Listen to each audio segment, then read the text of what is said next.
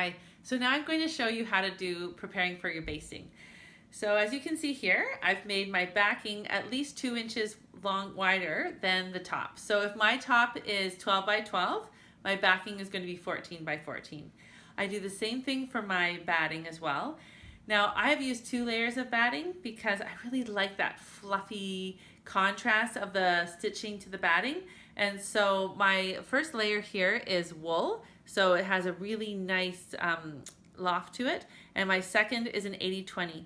And the reason that I use 2 layers is when you quilt wool, what happens is the stitching will make the wool expand both this way and this way. So you're going to have a puffiness on the bottom and you have puffiness on the top. But if you put your 80-20 there, then what's going to happen is that wool is automatically going to go up, and so it's going to kind of have that trapunto kind of look to it, which I really like when I'm quilting. However, if you don't want to do that, that's totally fine, and you can just use whatever batting that you would like. So another tip is when I have my batting from quilting, I always save it because you never know when you're going to need something this size. Another reason why minis are such a great go-to kind of project to do. So for your basting of your quilt, you can use spray baste or you can use pins. So I use the pins that have a little notch in them, but I find that basting with spray baste is so much faster and quicker. That's what I'm going to use.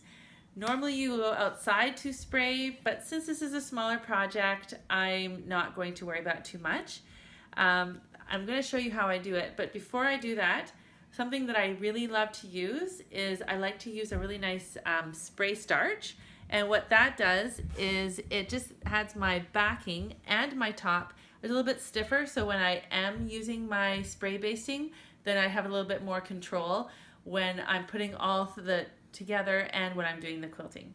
So one of the tricks that I like to use when I'm using spray baste is that I use my largest piece of fabric, and what I'm going to do is I'm going to put my backing, or my top, sorry, on there. So then that way this is like my surface, and I just give my spray baste a good little shake, and it's almost like you want to just put a little layer of snow on there, and so you can actually see that, and you just evenly go over that.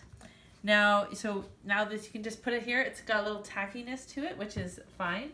The other thing you can do is if your backing isn't as large, another tip would just be to fold it in half.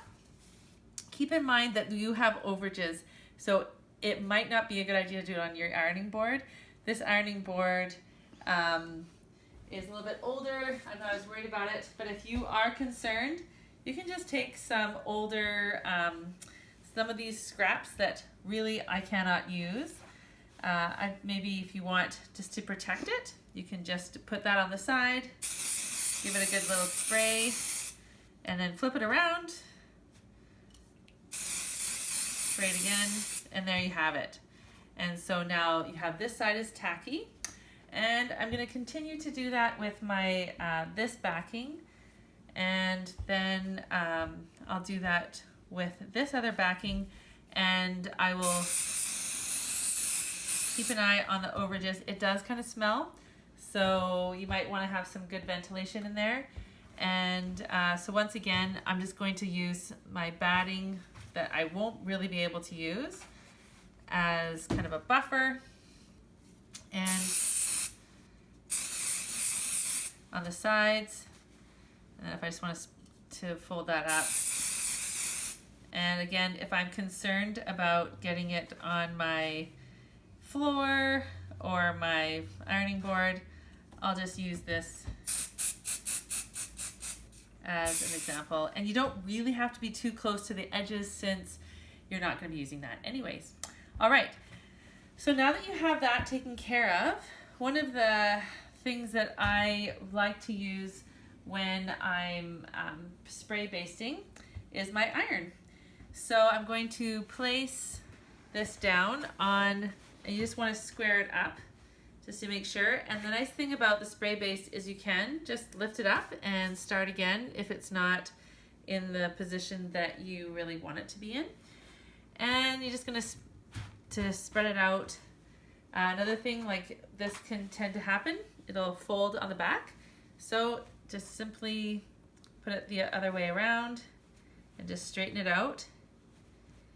And what you're gonna do is you're going to make sure that it's all nice and flat. If I had a larger quilt top, I'd be taping it on a larger surface.